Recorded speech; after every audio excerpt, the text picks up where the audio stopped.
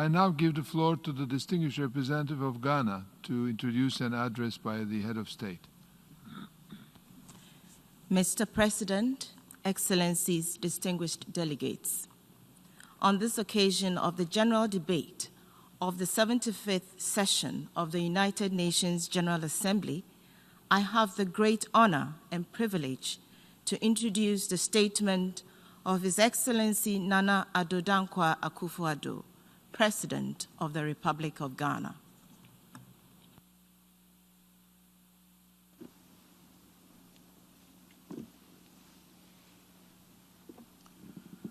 President of the General Assembly, Your Excellencies, Secretary General, a year ago, we were all looking forward to what we were sure would be the grand celebrations at this year's General Assembly to mark the 75th anniversary of the United Nations.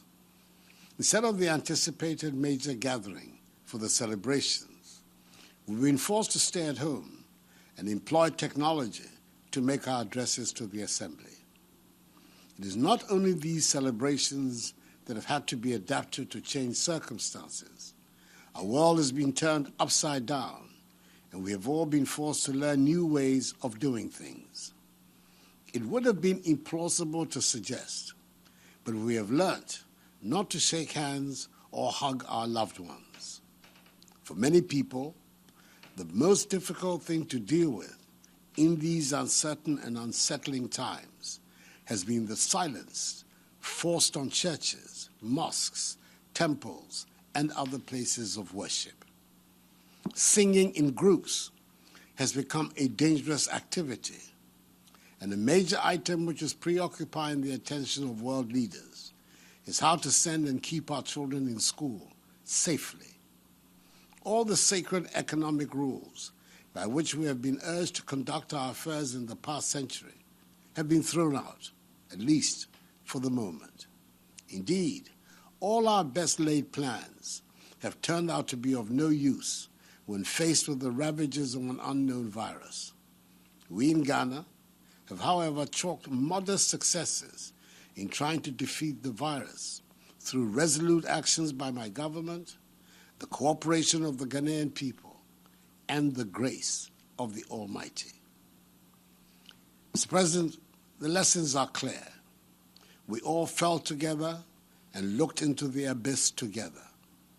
Even as we closed our borders and shut airports, the reality dawned on all of us that we had to rely on each other to be able to get out of the trouble we were in.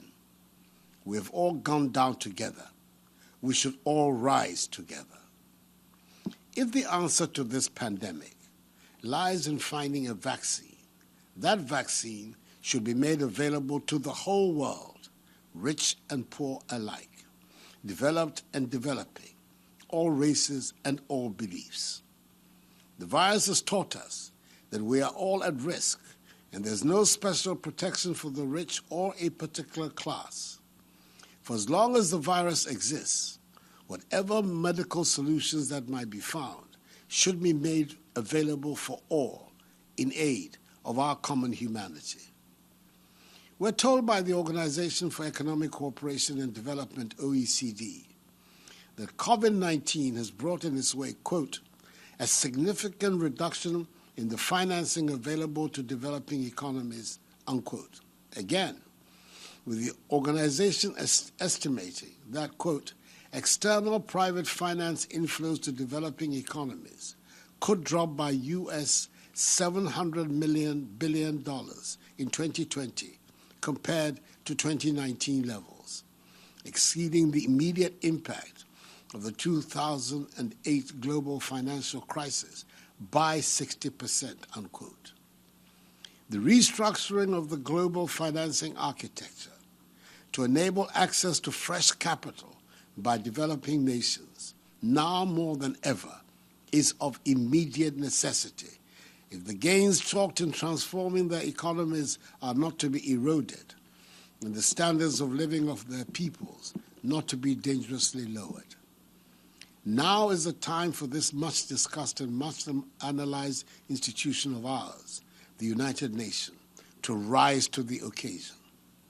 One of its agencies, the WHO, has been in the eye of the storm during this crisis, and all of us have to learn the lessons that have emerged.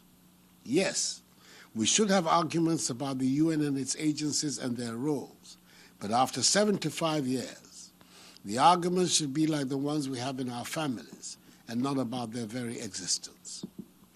We should correct the long-standing injustice that the current structure and composition of the UN, particularly the Security Council, represents for the nations of Africa. Established in those far-off days of 1945, membership of the Council does not presently reflect the realities of the 21st century.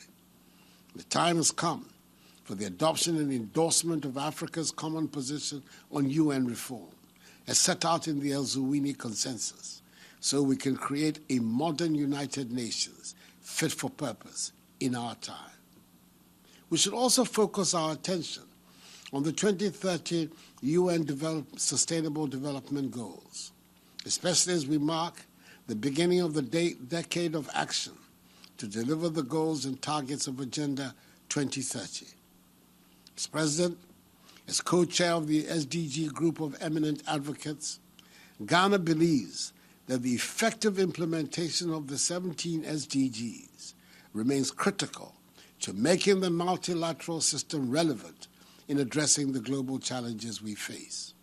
Indeed, one such is the threat to the consolidation of democratic governance, especially in Africa, in the face of turbulent conditions prevailing in several parts of Africa. As the newly elected chairperson of the Economic Community of West African States, ECOWAS, I say that one immediate test confronting the community is the political situation in Mali, following the coup d'etat that ousted President Ibrahim Boubacar Keïta, which has been compounded further by the activities of terrorists and violent extremists who are in control of large swathes of that country in some parts of the Sahel region.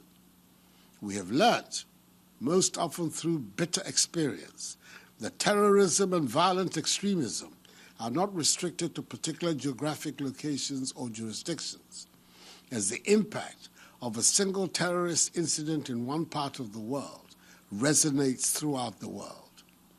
It is incumbent on the UN, and indeed all member states, to lend their support to the efforts being made by ECOWAS to restore normalcy to Mali and help us defeat the scourge of terrorism. Mr. President, the importance of technology has been reinforced in the time of the pandemic. Virtual meetings are now part of our normal lives. Young people have graduated in virtual ceremonies, and we might never go back to some of the many conferences that we used to attend. And it is obvious that technology is the future. Ghana, therefore, welcomes and endorses the Secretary General's recommendation, as contained in the Roadmap on Digital Cooperation, to ensure that no one is left behind. How else would we all have maintained a semblance of keeping in touch in the past 6 months, but for technology? The political season is at its height here in Ghana, as we prepare for presidential and parliamentary elections in December. Like everything else in our world today, even the politicking has been affected by the pandemic, and we cannot campaign for votes in the style to which we are accustomed.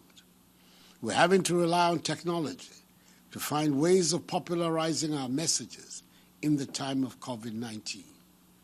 It is a matter of great pride to me that in spite of the difficulties in conducting an election during a pandemic, I'm able to state that all Ghanaians are agreed that we have to work together to ensure that the elections will be transparent, free, fair, safe, and credible. This will be the 8th elections since we embarked on constitutional rule in our 4th Republic in 1992. Each of the elections has seen an improvement on the previous one, and we're looking forward to this year's passing off peacefully with characteristic Ghanaian dignity. We are keenly aware of the reputation that Ghana has built as a tolerant and working democracy, and we have every intention to nurture and improve upon it. Paramount in everyone's consideration is the Ghana Project, which aims to modernize all aspects of our lives and bring prosperity to our land. I have no doubts whatever that at the end of the elections, we shall be proud of ourselves, Africa will have good cause to be proud of us, and the rest of the world will find lessons to learn from us. Last year, 2019, was an extraordinarily exciting year for us in Ghana. It marked the 400th anniversary of the start of the barbaric transatlantic slave trade and the arrival in America of the first captured slaves from West Africa. To mark this tragic anniversary, we declared 2019 the year of return and extended a welcome back to the African continent of the descendants of the slaves who constitute the bulk of the black population in the Americas and the Caribbean. The invitation was enthusiastically taken up, and a great time was had by all. We have every intention to keep a welcome mat laid out in Ghana for members of the African diaspora. We in Ghana live with the grim reality that the majority of the abducted slaves from the continent were transported to the Americas and Caribbean through the forts dotted along our coastline. We owe it to their descendants to find a safe haven in Ghana if they should need it. This responsibility means that we have to make Ghana secure and desirable, both for her present-day citizens and for those in the diaspora that might want to come back either for a visit or stay. I extend the best of luck to all of you from Ghana and look forward to a healthy and happy world. I thank you for your attention.